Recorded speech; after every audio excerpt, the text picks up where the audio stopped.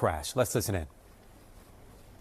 In the no one was injured. Mr. Woods did not seem to be injured at all, and the other gentlemen were not injured. But this is, again, this happened a few hours ago, so I've given you the information that I have right here, right now. So with that, let me kick it to you for questions. I'll answer what I can answer. Just to be clear, they're both going in the same direction. Tiger was coming up behind the guy in the pickup at the traffic signal. So the question is, were they both going the same direction? Yes. Both of them were in the 280 block of South Beach Road driving northbound. The truck pulling a trailer was trying to slow down and pull over, and Mr. Woods was overtaking him at a high rate of speed before he clipped it back in and rolled his vehicle over on the driver's door. How many times did he roll over? So the question is, how many times did he roll over? The answer is he didn't roll completely over. The truck rolled to the driver's door and then just slid northbound up the road. And again, we'll provide you some photos of that. I know you said you don't know the exact speed. You said high rate of speed twice now. Is there a way just to give us a general idea of how fast? You mentioned before, it's a two-lane road. You can't drive very fast on that road. So the question is, can I give you a general idea of how fast? And the answer is I can't, but I can tell you this, it's a 30-mile-an-hour speed limit. And when I show you the photos, they kind of speak for themselves. You can see where he clipped the back of the trailer, you can see where he rolled, and then as he decelerates, sliding down on the driver's door of the vehicle, you can see that he slid for a pretty decent a space before he came to a stop. Yes, sir. Was he cooperative as far as what his schedule was today, what he was doing? Was he did he speak to you guys what his activities were today?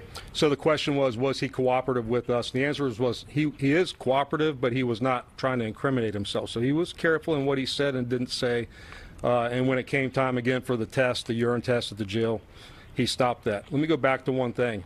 There is a Florida state statute that requires us to keep people incarcerated for at least 8 hours post a DUI arrest. So he's in our jail.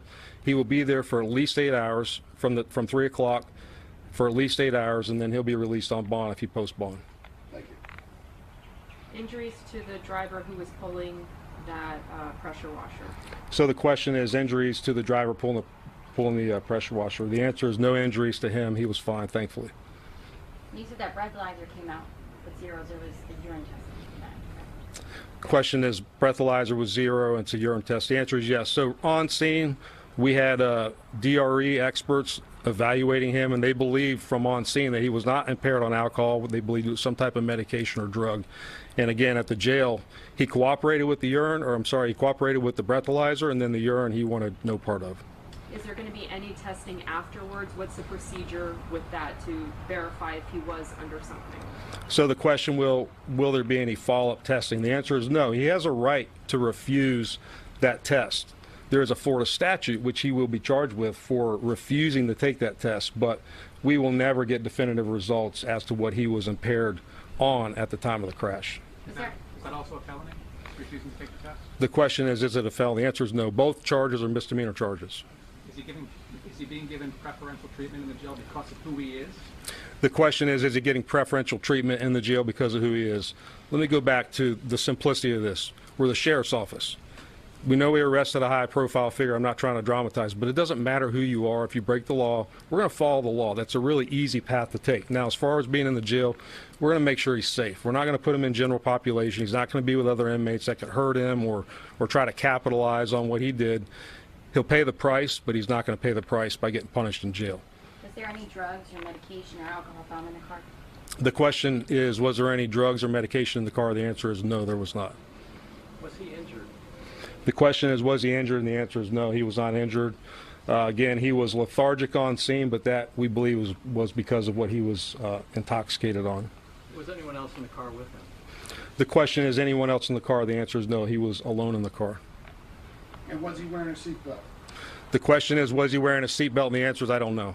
I'm not sure. We know he crawled out of the passenger door prior to law enforcement arriving. We can determine that based on looking at the car. I just don't know the answer.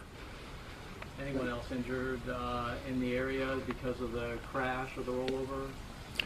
The question is, anyone else injured because of the rollover crash? And the answer is thankfully no. This is a small 2-lane road. Again, I'm going to show you the photos.